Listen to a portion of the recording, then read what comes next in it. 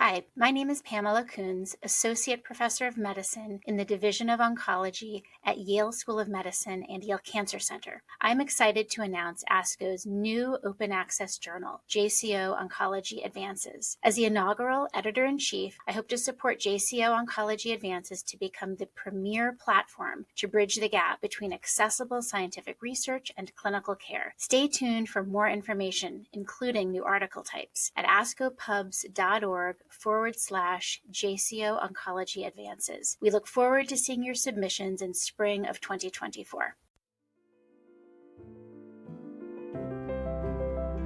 The guest on this podcast episode has no disclosures to declare.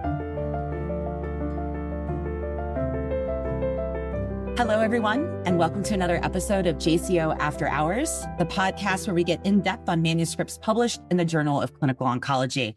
I'm your host, Shannon Westin, social media editor of the JCO and GYN oncologist.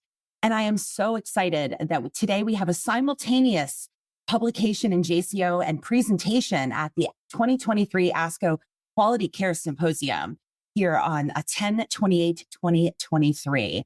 And this is going to be the manuscript Economic Evaluation of a Non-Medical Financial Assistance Program on Missed Treatment Appointments Among Adults with Cancer. Very exciting work. And I'm thrilled to tell you I have two of the authors here with me today. The first is Dr. Biddell. She's a health services researcher at Mathematica Policy Research. Welcome, Caitlin. Thank you. Happy to be here. And we also have Dr. Stephanie Wheeler. She's the Michael S. O'Malley Distinguished Professor in the Department of Health Policy and Management at the University of North Carolina, Chapel Hill, as well as being the Associate Director of Community Outreach and Engagement at UNC Lineberger Comprehensive Cancer Center. Welcome. Thank you. Happy to be here as well. Please note that our authors and participants have no conflicts of interest. Let's get started. So first, I would love to level set. Can you speak a little bit about what financial toxicity is and how common it is among patients with cancer? Sure, Shannon. I'm happy to take that one. This is Stephanie. So we know that financial hardship is often reported by patients and survivors who've experienced cancer. And as many as 50% of people with cancer have trouble with financial toxicity. There has been prior work that has conceptualized financial toxicity in three domains. So there's the material hardship, kind of the out-of-pocket material costs associated with cancer, which include both medical and non-medical expenses. There is the stress and the psychosocial effects of that material hardship. And then there's coping behaviors that patients and their caregivers may employ to help deal with the high cost of cancer care. And as we've seen cancer care increase in cost over time, and these expenditures really have very burdensome effects on patients and their families, we've been interested in looking at ways that we can try to mitigate that harm and really thinking about interventions in addition to the health policy changes that are needed to really ensure that this doesn't become a barrier to patients seeking and receiving the best quality care that they can. I think that kind of leads into pretty nicely into my next question, which is really, how does this toxicity potentially impact equitable cancer care delivery? Yeah, I'm happy to talk about that a little bit as well. So we know from prior research, including some of our own, that patients of color, those from rural areas, and those who are uninsured or underinsured face the largest financial burdens associated with their cancer care.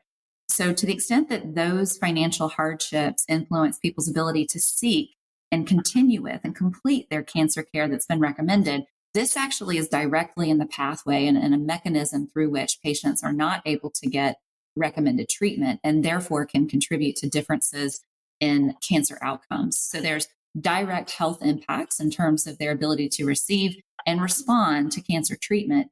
In addition to that, we know that this financial hardship contributes to household level harms, both economic and psychosocial in nature.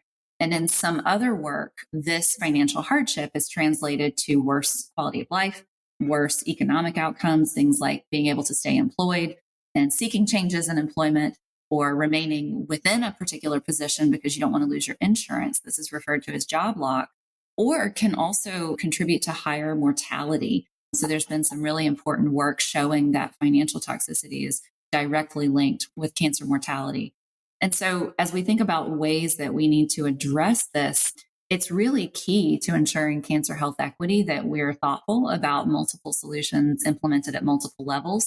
that can deal with not only the contributors to high cancer costs, but that can also start to affect both the non-medical and the medical components of this cost burden.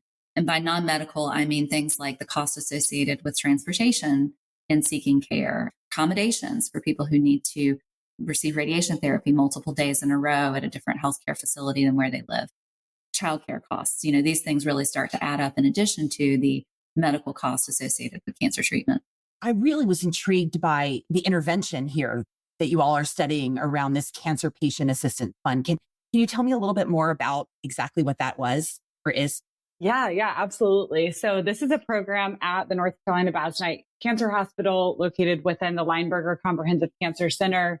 And it started back in 2013, actually, and has really grown in size. But the main goal of this program is to ensure that patients do not face the non-medical financial barriers to care that Dr. Wheeler was just talking about. So thinking about giving patients gas cards so that they are able to drive to and from treatment. Lineberger has a catchment area of the entire state. So many people are coming a long distance to come for cancer treatment.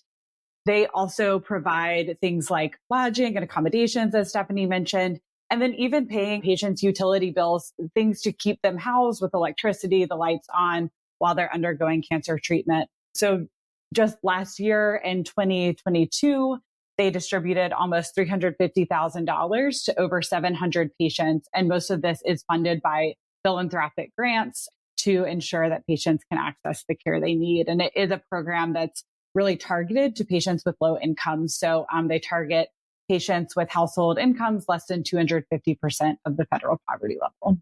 And how does a patient get connected to the fund? How do they find it and get hooked up? Yeah, there's a couple different ways. So one path is through the outpatient social work team. So they often perform distress screening for new cancer patients. So they use the distress thermometer, which was developed by the National Comprehensive Cancer Network. And it measures a variety of different factors that may be contributing to distress, but that does include financial stress, job stress, and the expense of daily living stress. And so when a patient scores a certain amount on that thermometer, a social worker will meet with them for a full assessment. And then part of the referral pathway from that assessment includes the Cancer Patient Assistance Fund. Patients who are inpatient will often be screened with the social determinants of health module, which is housed in the electronic health record. And so that can also generate referrals for assistance. And then beyond these kind of standard pathways, there's also many other ways that a patient may express concerns to a nurse, a care coordinator, an oncologist, and then that provider can reach out directly to the Cancer Patient Assistance Fund. Your objective was to basically try to formally assess the impact of this fund on missed radiation or chemotherapy appointments. And so what was kind of your rationale for choosing this endpoint, and kind of take us through the design? Yeah, absolutely. So the idea for the study actually came about from the program coordinator of the Cancer Patient Assistance Fund several years back. We were just having a conversation about the program. I was commenting how important I thought it was, how interesting it was. And she was saying, I know anecdotally that this program makes a difference, but we've never really known how to quantify that.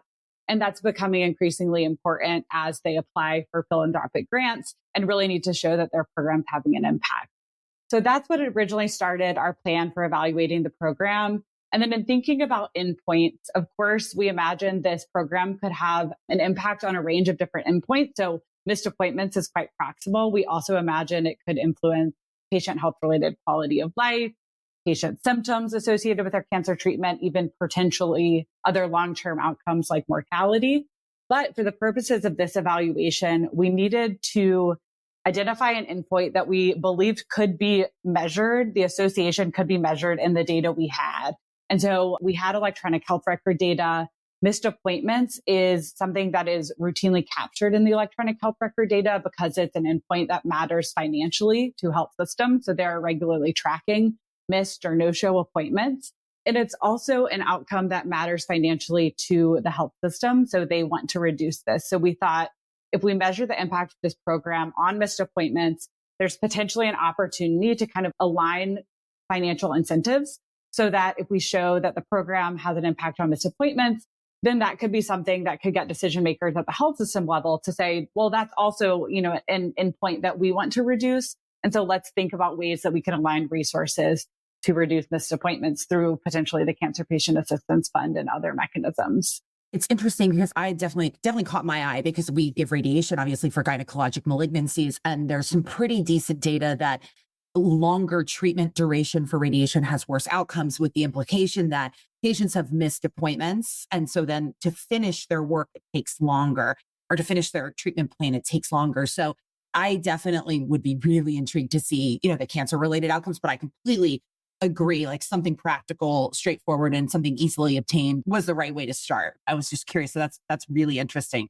So why don't you just walk us through the design of how you kind of laid this out?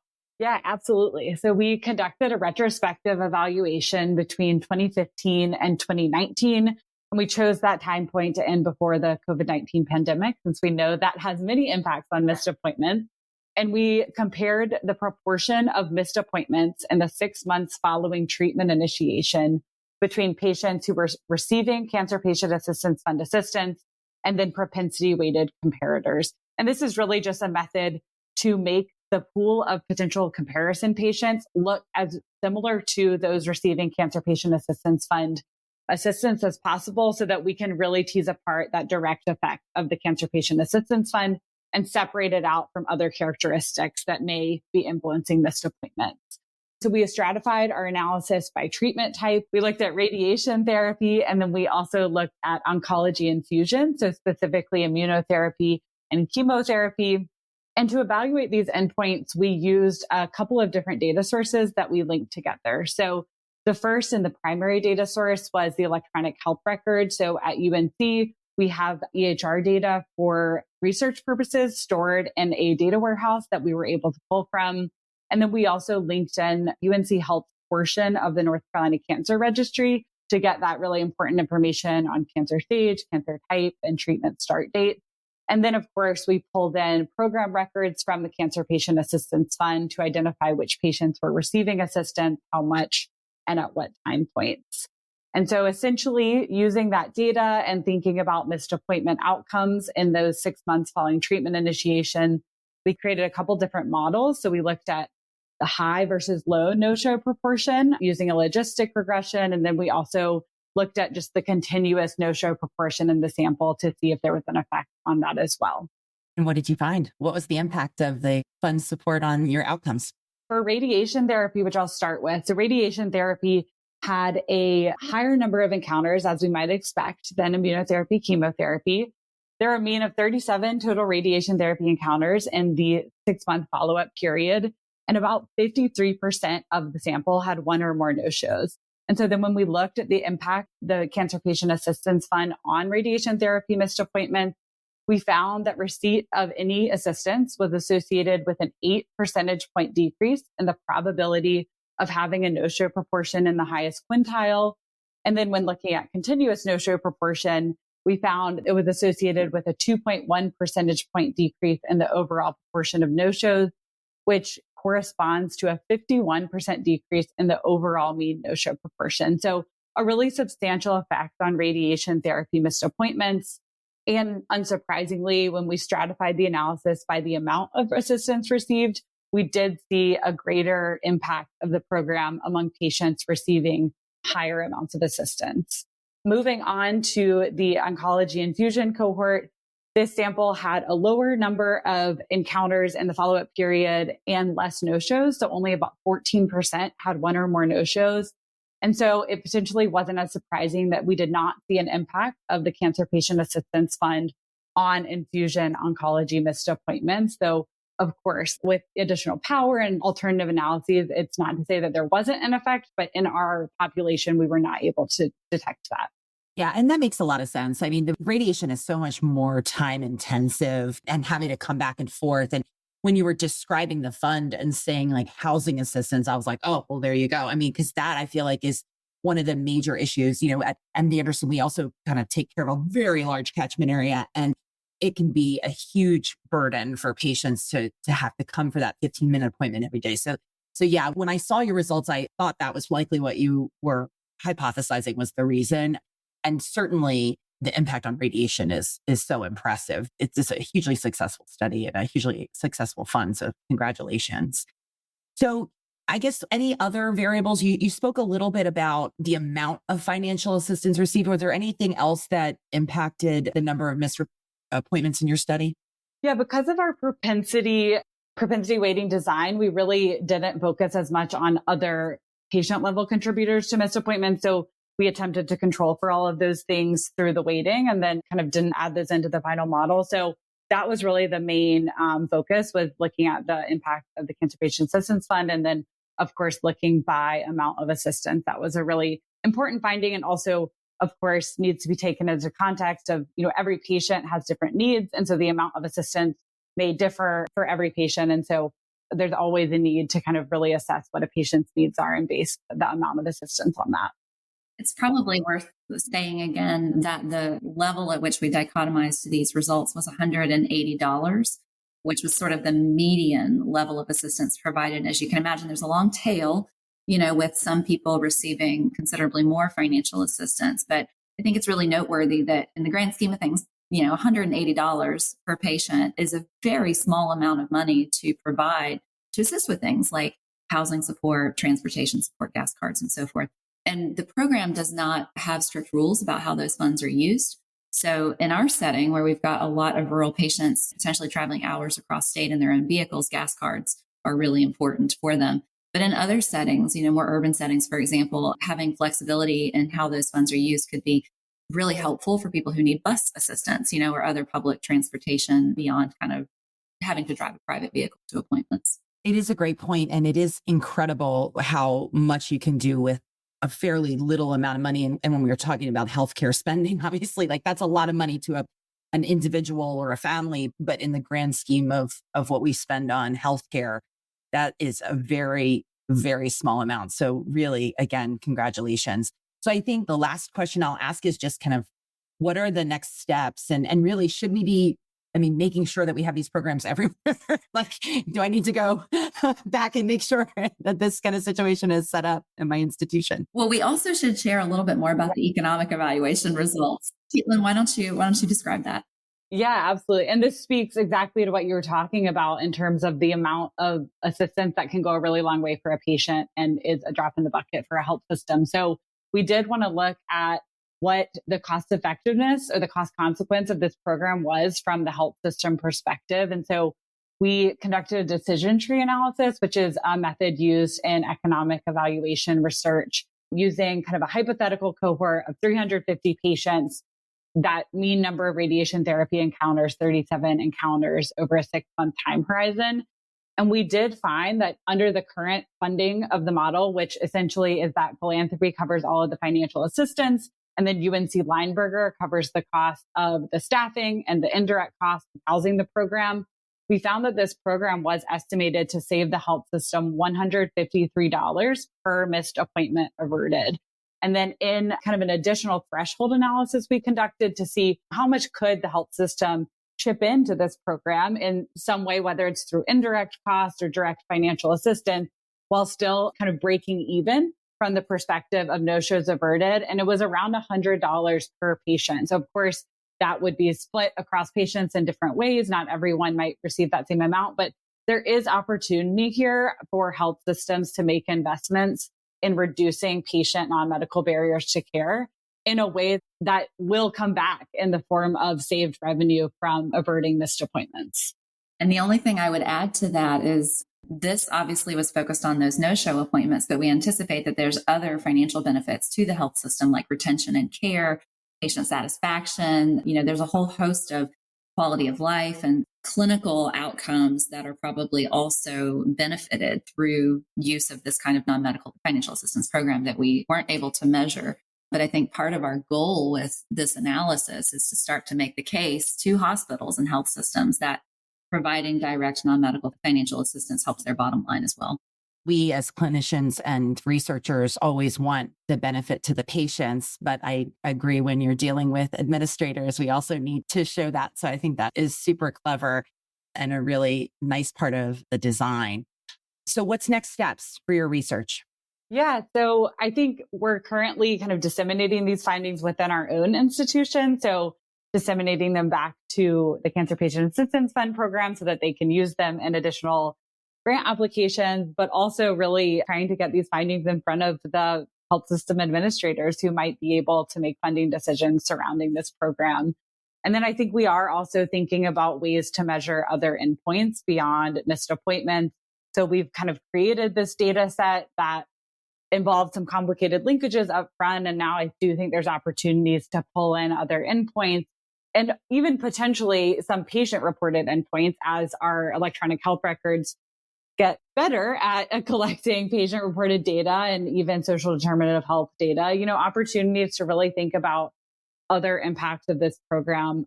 And then I'll also add that there is talk among other groups at our institution about using this kind of approach to measure other similar programs. For example, we have a pretty large AYA program that does a lot of similar types of assistance and also psychosocial assistance. And so they're thinking about ways to use a similar methodology to evaluate some of their own work. So I think it's just kind of starting to open the door to thinking about how we can use the data we have within our institutions to really underscore the impacts that the programs that already exist are having on patients. I would only add to Caitlin's fabulous answer that dissemination of this is really critical because we know that, NCI designated comprehensive cancer centers, the vast majority of them provide some kind of direct medical and non-medical financial assistance. But many of them have restrictions on who can access those funds and eligibility criteria that preclude patients with certain cancers from accessing those funds or patients, with still what we would consider to be relatively high financial vulnerability to not be able to access those funds. In addition to that, we know that community oncology practices less often have access to these kinds of financial support resources. And so what often happens, and this is an extremely fragmented space for patients and their caregivers to be navigating, is that when non-medical financial needs present, people are left to their own devices to have to search out, seek out, and identify programs for which they're eligible in the community. And these are often funded by philanthropic organizations, really wonderful healthcare support organizations. But oftentimes, these types of financial supports are not directly provided through the hospital. Or if they are, they're in the form of, quote, charity care provisions, which are often opaque to patients and their caregivers to even find. And then the eligibility requirements for those programs, again, are often preventing access for a number of patients in need. So what I would like to see as a person who does a lot of research in this space around financial hardship is for that burden to be shifting away from patients and caregivers and more towards the systems that are treating these patients and that are supporting the caregivers so that people can focus on what's important during their cancer care, which is getting treatment that's recommended, staying in treatment, and attaining the best possible health that they can. When patients and their families spend hours and hours and days and weeks trying to understand existing financial support programs in the community, and then those disappear or evaporate as they do when funding and contributions subside, that really has a very detrimental impact on the patient's entire care experience. And I think it's on us as people who are part of the healthcare system to ensure that that doesn't happen. And the financial case to hospitals is clear, I think, from this analysis, but the moral case to all of us as providers should be clear and should be compelling in itself. On that note, I think that's a perfect way to end. Thank you so much. This was such an intriguing discussion, and I really hope people are listening that are making the decisions for their hospitals and will see how they can implement something like this in their institution. Again, this was a discussion of economic evaluation of a non-medical financial assistance program on missed treatment appointments among adults with cancer, simultaneous publication in the JCO, and presentation at the 2023 ASCO Quality Care Symposium on October 28th. It was great to have you all here. This was amazing. And I hope our listeners had a good time. And please do check out our other podcast offerings wherever you get your podcasts. The purpose of this podcast is to educate and to inform. This is not a substitute for professional medical care and is not intended for use in the diagnosis or treatment of individual conditions. Guests on this podcast express their own opinions, experience, and conclusions. Guest statements on the podcast do not express the opinions of ASCO. The mention of any product, service, organization, activity, or therapy should not be construed as an ASCO endorsement.